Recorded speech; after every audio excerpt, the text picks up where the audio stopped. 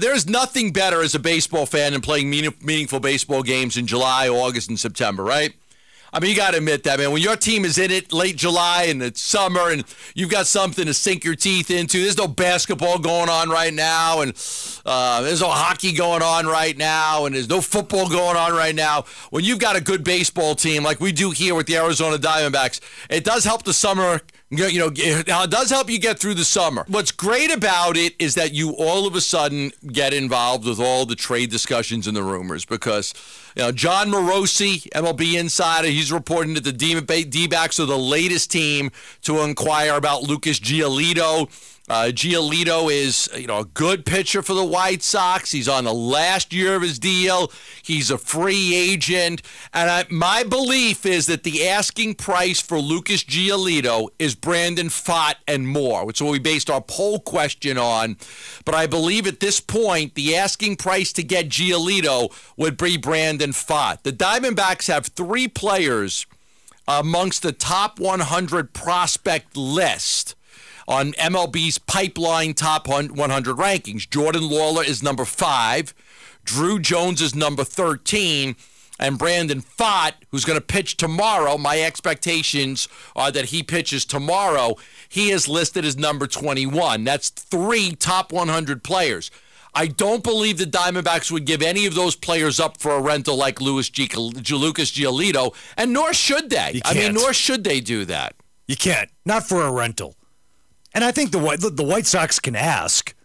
So Giolito is definitely getting traded. Yep. Right? The White Sox are out of it. What are the White Sox now? They're 41-57. Yeah, they're so far out of it. Like they're definitely a seller. Right. So he's getting traded. Now, this shouldn't matter to the White Sox because they should take the best deal possible. But Giolito is from L.A. The Dodgers are interested. His mom is actually an actress. Is she really? Yeah. What does she star on? No, I don't know what she's done. But just talking to people with the White Sox today, the White Sox are going to make the best deal possible for them. But Giolito would love to go back and pitch for his hometown Dodgers team. Now, he was not good last year. He had an ERA of almost 5. He had 30 starts last year, went 11-9 with an ERA of 4.90. But he was really good in 2021 when they made the playoffs and they lost to the Astros in 4 games. He was really good. Last year, Gambo, again, I was talking to people. He was going through a divorce and it kind of messed with his head a little bit. He's rebounded this year. And he's had a really nice year. Yeah, 6-6, 3.96 ERA. But he's not like in a Diamondbacks rotation. He'd be a number 3. I'm not giving up a top prospect for a number 3 rental for 10 starts. Right. It's 2 conversations. He's the perfect guy for number 3. D-backs need. Perfect guy. He's the perfect number 3 starter. 3.96 ERAs, 28 years old.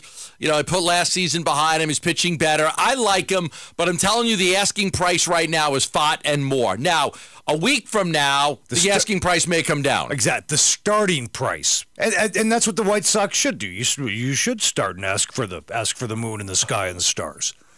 Yeah. But unless the Dodgers are going to come out of the gate with comparable top 100 prospects like that, the asking price will go down. He's not making a lot of money this year, $10.4 million, but no team control.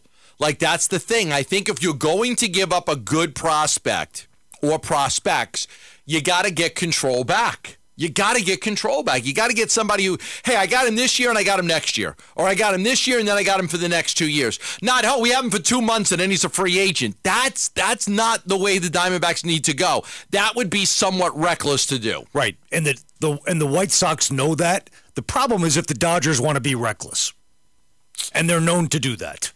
If they're reckless, the White Sox are like, great, the Dodgers are reckless. Yeah. We'll take your top prospects. All it takes is one team to be reckless, right? That's all it takes. Right, and then the White Sox are going to make the deal with that team. Now, Giolito's not the only perfect fit for that number 3 starters hole that is a gaping hole now. Keep your eye on what happens with the Mets with Scherzer and Verlander, too. Just keep your eye on them.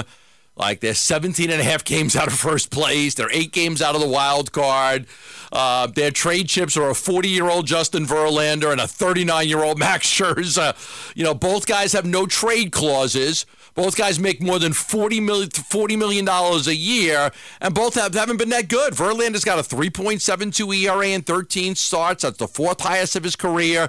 Scherzer's at 3.99. That'd be the third highest of his career. We'll see what happens if one of those guys ends up getting moved somewhere as well, but those are rental guys. I think if you can get somebody with control, I'd be willing to give up a top prospect, not Lawler or Jones. I don't want to give up Fott, but if I got somebody back that's a really good pitcher with control, I'd consider it. But I'd more likely look to give up other prospects in my organization that are not my top three guys. I know. Then it gets into Mike Hazen saying, okay, how much do I really believe in this club this year right now? How much do I really believe we are? How much should he believe? How much should he believe in him? I don't know. They just almost swept the Braves in Atlanta.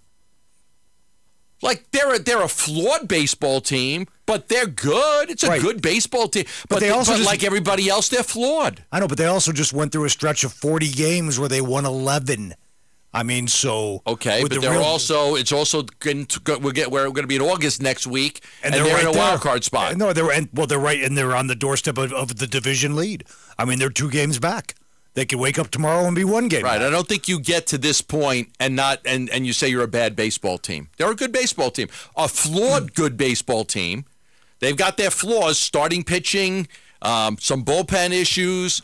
But overall, they're a pretty good baseball team. Right, but in terms of like what you are willing to give up, Mike Hazen looks in the mirror, says, "Okay, we are 1 or 2 players away from seriously." Lawler Jones untouchable, and Fott only if I got back a good starting pitcher that I know could replace him for a few years. Right, and I really don't even want to give him up because I still think he's got a chance to be the best out of the young group of guys. I think Brandon Fott has a chance to be the best out of the young group. We'll see, but I like him. He's just, he's had some struggles here. I'd like to be aggressive, Gambo. I really would. I don't want to give up those guys either, but not reckless. Right. But believe in this team because there's no guarantees you're back here anytime soon in the next 3 years. Never are. We've been down this road far too many times before.